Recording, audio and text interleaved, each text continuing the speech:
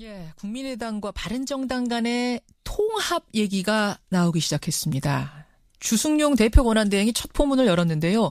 소수 정당의 한계를 뛰어넘는 데서부터 당의 돌파구를 찾자, 이런 의견으로 보입니다.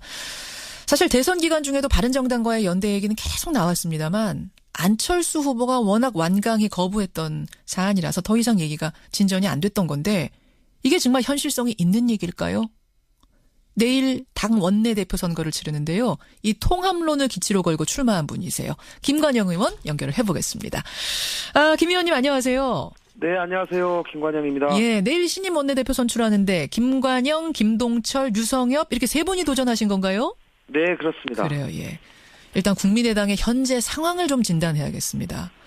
제일 큰 위기를 대선 후에 맞고 있다. 이런 평가, 동의하십니까? 동의 안 할 수가 없죠. 대선 패배라고 하는 것은 공당으로서는 가장 뼈아픈 패배 중에 하나일 겁니다. 예. 특히 저희가 한때 양강 구도를 이뤘지 않습니까? 그렇죠. 그래서 집권 가능성에 대한 기대가 상당히 높은 상황에서 패배를 했기 때문에 저희 스스로 느끼는 그 패배의 아픔도 더 크고요. 또 국민들께서도 저희를 지지하셨다가 그 지지가 제대로 실현되지 못하는 모습을 본 지지자들에게도 저희가 다시 한번 죄송하다는 말씀 드리겠습니다. 이유가 뭐라고 분석하세요? 왜 그렇게 된 겁니까? 당 내부에 아무래도 역량이 전체적으로 부족했지 않는가 싶고요. 또 후보님 개인적으로도 좀 더 보완할 부분도 있지 않나 싶고요. 또 기존 정당이 또 진보 보수 양 극단의 프레임을 마지막에 강하게 드라이브를 하면서 또 국민들을 진보와 보수로 또 이렇게 나누는 과정에서 이 중도 개혁 세력이 설 자리가 상당히 줄어들지 않았나 싶습니다. 그런 분석. 자, 그래서 이 상황에서 국민의당은 벗어나야 된다. 하루빨리 벗어나야 된다 하면서 해법을 제시하기 시작하셨는데 김관영 의원은 제3의 길에 해법이 있다. 그러셨어요? 네네. 이게 무슨 말씀입니까? 이제 저희가 이건 창당 정신을 제가 말씀드린 겁니다. 저희 국민의당이 창당을 할 때 양당 기득권 정치 또 양극단의 정치를 극복하고 국민들에게 실용주의적인 또 실사구시를 가장 최우선으로 하는 민생정당을 지향하겠다라고 얘기를 했거든요. 그것은 이념을 지향하는 것이 아니라 민생을 지향하겠다라고 하는 창당 정신을 말씀을 드린 건데요. 저희가 한 번의 성공과 한 번의 실패 경험을 했다고 생각합니다. 총선, 대선. 그러면서 그 과정을 통해서 여전히 국민들께서는 이념이 아니라 먹고 사는 문제, 민생의 문제에 집중하는 그런 정당을 원하고 계시는 것을 보았기 때문에 여전히 그 길을 더 강화하고 더 크게 해야 될 필요가 있다 이렇게 생각합니다. 이념이 아니라 실제, 실용성, 실사구시의 어떤 목표를 둔 당이란 말씀을 하셨어요. 같은 맥락에서일까요? 주승용 대표 권한대행이 바른정당과의 통합 가능성을 검토해야 한다. 이런 발언을 하셨습니다. 네네. 이 필요성에 동의하세요, 김관영 의원도? 필요성에 대해서 이제 그 주 대표님의 발언이 지금 당장에 통합을 하자라고 하는 그런 말로 또 읽히면서 당내에 상당한 논란을 지금 불러일으키고 있습니다. 그러나 저는 세 가지 단계를 제가 말씀드리겠습니다. 첫 번째는 대선 패배 이후에 내부 반성과 교훈을 찾는 작업이 필요하다.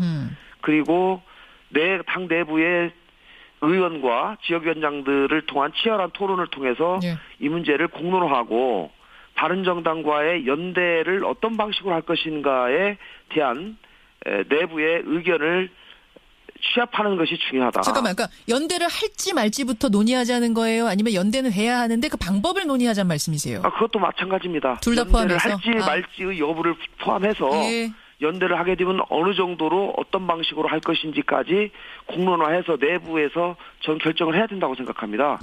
그리고 저 개인적으로는 지금 상황에서는 서로 양당이 걸어온 길이 상당히 다르기 때문에 정책 공조를 통해서 신뢰 회복을 하는 것이 먼저다. 그리고 신뢰 회복하는 과정을 통해서 더 깊은 공조 방안을 협의해 나가는 것이 맞지. 지금 뭐 연애도 하지 않고 결혼하는 그런 식의 지금 당장의 통합을 얘기하는 것은 아직은 너무 빠르지 않는가 싶습니다. 아, 그러면은 잠깐만요. 할지 말지에 대해서부터 논의하자. 요 차원에서 김관영 의원 개인적으로는 일단 연애 해보자. 그러니까 이 정책 공조를 해보자 쪽이시네요. 네, 저는 개인적으로는 그렇습니다. 정책 공조를 해보고 정말로 할 만한 대상인지 아닌지, 그리고 정책 공조라는 것은 저희가 어차피 지금 원내가 4당으로 구성되어 있지 않습니까? 예. 그렇기 때문에 원내 교섭단체 간에 충분히 그동안에 각 당이 표방한 정책을 가지고 공통되는 정책들을 뽑아서 정책 공조를 해 나갈 수 있다고 생각하고요. 알겠습니다. 그런 것이 서로 성과를 내게 되면 상당한 신뢰가 쌓일 수도 있다고 생각합니다. 그렇게 되면 그 다음에 이제 결혼할지 말지는 그 다음 단계로 결정하자, 이런 말씀. 예. 근데 연애해보자, 정책 공조 해보자라는 단계에 대해서도 좀 부정적으로 보고 계시는 분들이 당내에 계세요. 왜냐하면 바른정당은 어쨌든 새누리당에 뿌리를 둔 당 아니냐. 왜냐하면 아무래도 호남을 지지 기반으로 둔 국민의당으로서 상당히 부담스러운 일, 공조, 연대도 상당히 부담스러운 거 아니냐, 이런 의견 어떻게 보세요? 저는 이제 그분들께는 제가 이 국회의 현실을 우리가 무시할 수가 없다라는 말씀을 드리면서 설득을 해 나가겠습니다. 왜냐하면 국회에서는 철저하게 지금 현실을 인정하고 상대방을 인정해야지만이 뭔가 성과를 낼 수 있는 것이 아니겠습니까? 당신들하고는 절대로 얘기하지도 않겠다, 타협하지 않겠다라고 하면 국회가 마비될 수밖에 없는 것이죠. 그러나 어쨌든지 생각이 비슷한 사람들끼리 같이 모여서 정책을 같이 연대해 나가고 공조해 나가는 작업이야말로 국회를 생산적인 국회로 만드는 첫걸음이다. 저는 그렇게 생각합니다. 근데 거기서 신뢰가 쌓이면 지금 통합까지, 합당까지 하자고 말씀하셨잖아요. 할 수도 있다. 예, 그건 뭐 제가 합당을 지금 할지 말지에 관한 뭐 결정을 한 것은 아니고요. 뭐 일단은 정책 공조가 가장 먼저니까 먼저 해보고 상대방을 서로 이해하는 과정을 거치자는 얘기입니다. 그 과정에서 이제 지지자들의 반응도 봐야 되고, 이게 결혼까지 갈지 안 갈지는 알겠습니다. 근데 민주당에서도 지금 형제당이라는 점을 누누이 강조합니다. 네네. 민주당과의 연대 쪽은 어떻게 보세요? 민주당은 저희가 민주당에서 이제 이 여러 명의 의원님들이 탈당을 하지 않았습니까? 탈당의 가장 큰 이유는 패권주의적 행태에 관한 이 반성, 이것이 이제 가장 큰 이유였는데요. 그런 부분에 대한 상당한 개선 노력이 필요하다고 생각하고요. 아직 그 부분이 개선되지 않았기 때문에 만족할 만큼 그렇게 보세요? 나름의 개선 노력을 하고는 있지만 여전히 저는 상당히 크게 여전히 남아있다라고 저는 보고 있습니다. 어쨌든지 민주당 입장에서는 지금 의석이 120석이기 때문에 다른 정당과 연대가 불가피하고요. 만약에 연대를 해야 한다면 저희 당과 아무래도 여러 가지 정책이 비슷한 부분이 많기 때문에 저희 당의 공조를 요청할 가능성이 저는 높다고 생각합니다.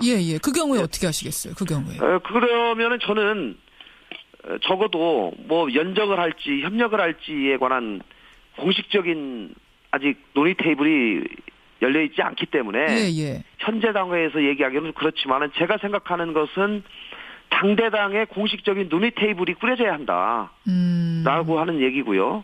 그리고 만약에 뭐 연대를 한다든가 협력을 하게 되면 구체적으로 연정 협약을 통해서 공식화하고 협상을 통해서 그 방식을 구체화해 나가야 된다, 이렇게 생각합니다. 아까 전에 그 바른정당하고는 연애에 비유하셨잖아요. 정책에 따라서 연애하듯이 공조해 갈 수 있다. 그러면서 신뢰 쌓아갈 수 있다. 그거하고 비교하면 어떻게 다른 겁니까? 바른정당은 이제 같은 야당이고요.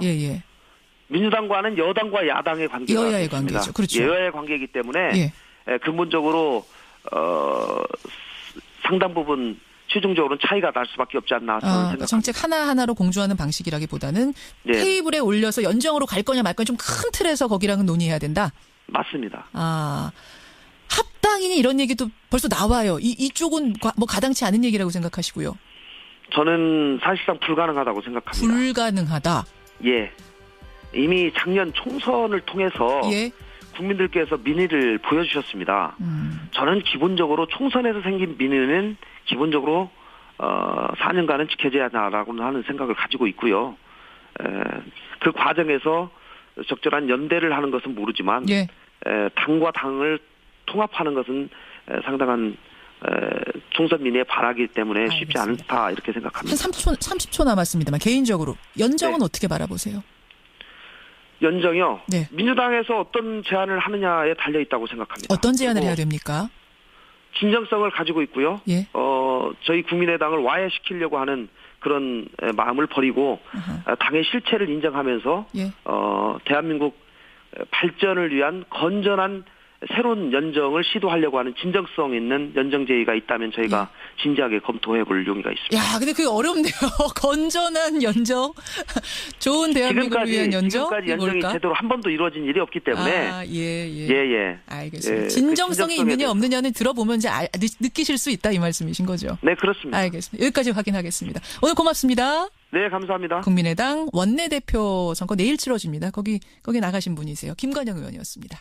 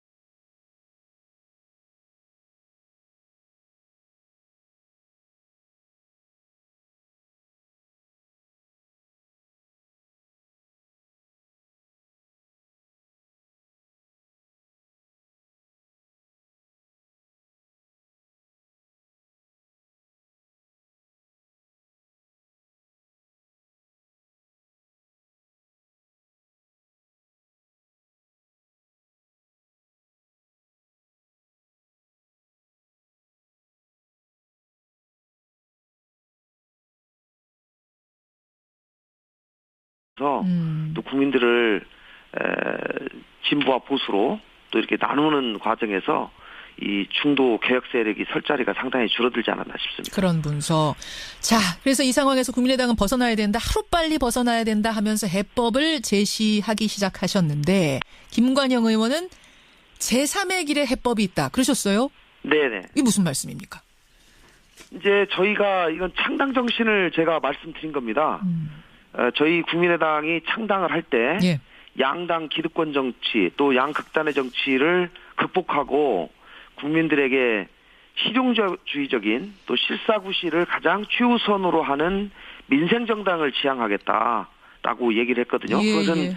이념을 지향하는 것이 아니라 민생을 지향하겠다라고 하는 창당 정신을 말씀을 드린 건데요. 저희가 한 번의 성공과 한 번의 실패 경험을 했다고 생각합니다. 총선, 대선. 예, 그러면서 그 과정을 통해서 여전히 국민들께서는 이념이 아니라 먹고 사는 문제, 민생의 문제에 집중하는 예. 그런 정당을 원하고 계시는 것을 보았기 때문에 여전히 그 길을 더 강화하고 예. 더 크게 해야 될 필요가 있다 이렇게 생각합니다. 이념이 아니라 실제, 실용성, 실사구시에 어떤 목표를 둔 당이란 말씀을 하셨어요.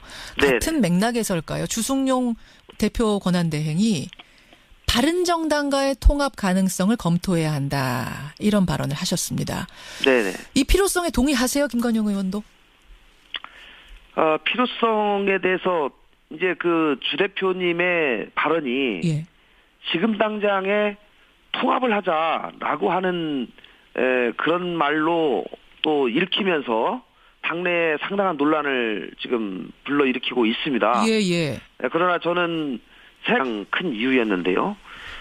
그런 부분에 대한 상당한 개선 노력이 필요하다고 생각하고요. 아직 그 부분이 개선되지 않았기 때문에 만족할 만큼 그렇게 보세요. 나름의 개선 노력을 하고는 있지만 여전히 저는 상당히 크게 여전히 남아있다라고 저는 보고 있습니다.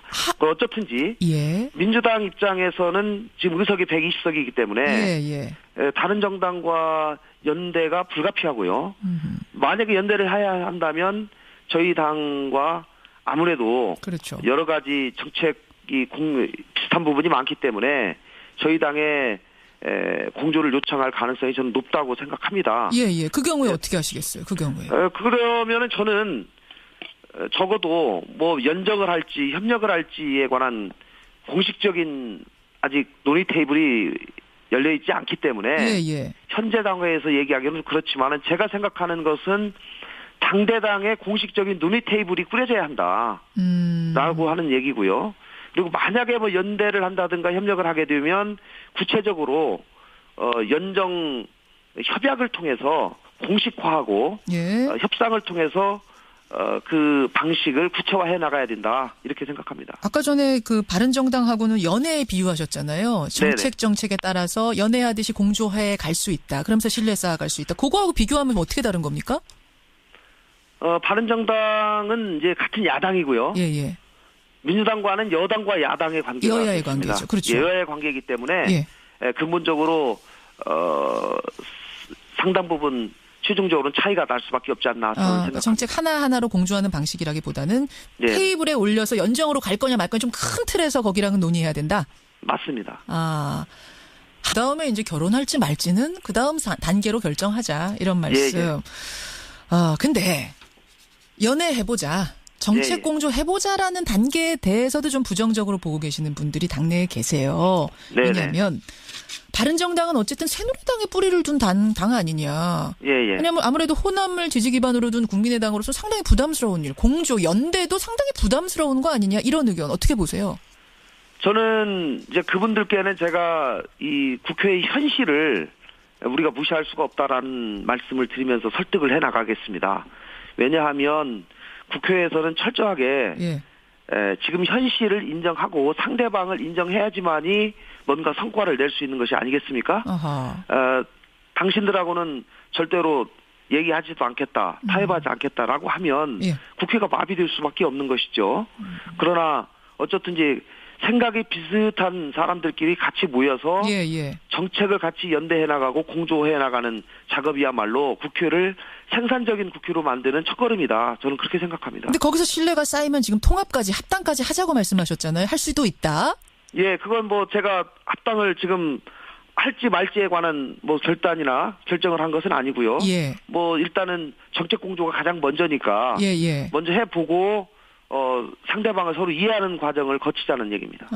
그 과정에서 이제 지지자들의 반응도 봐야 되고 이게 결혼까지 갈지 안 갈지는 알겠습니다.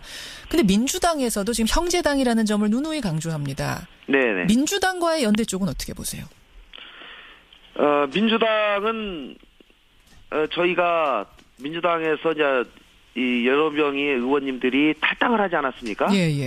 탈당의 가장 큰 이유는 패권주의적 행태에 관한 이 반성 이것이 이제 가지 단계를 제가 말씀드리겠습니다. 첫 번째는 대선 패배 이후에 내부 반성과 교훈을 찾는 작업이 필요하다.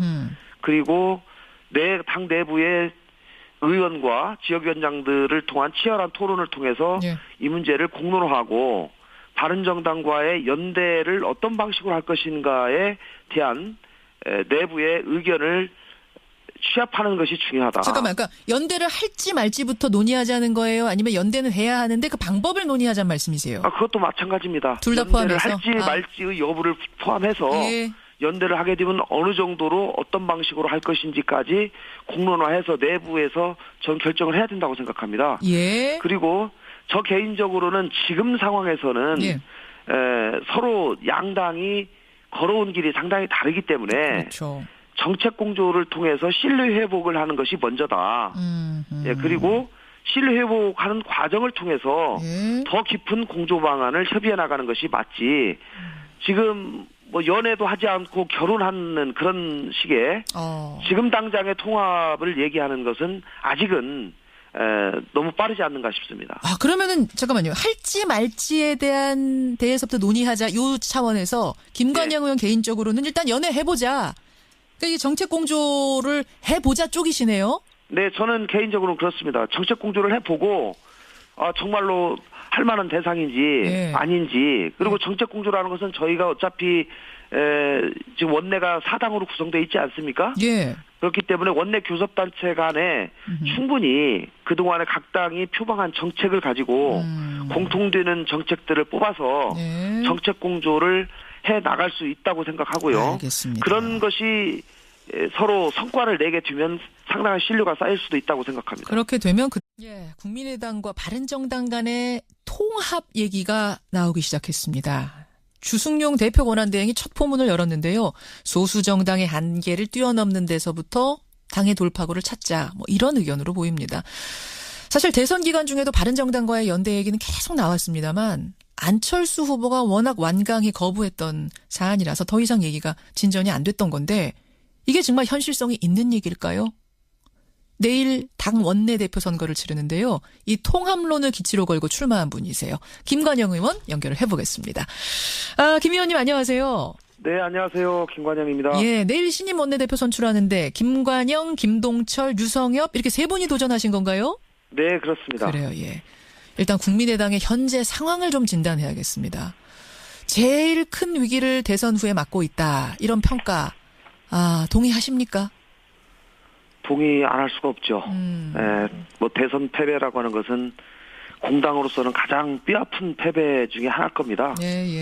특히 저희가 한때 양강 구도를 이뤘지 않습니까? 그렇죠. 그래서 집권 가능성에 대한 기대가 상당히 높은 상황에서 패배를 했기 때문에 저희 스스로 느끼는 그 패배의 아픔도 더 크고요. 또 국민들께서도 저희를 지지하셨다가 그 지지가 제대로 실현되지 못하는 모습을 본 지지자들에게도 저희가 다시 한번 죄송하다는 말씀 드리겠습니다. 이유가 뭐라고 분석하세요? 왜 그렇게 된 겁니까?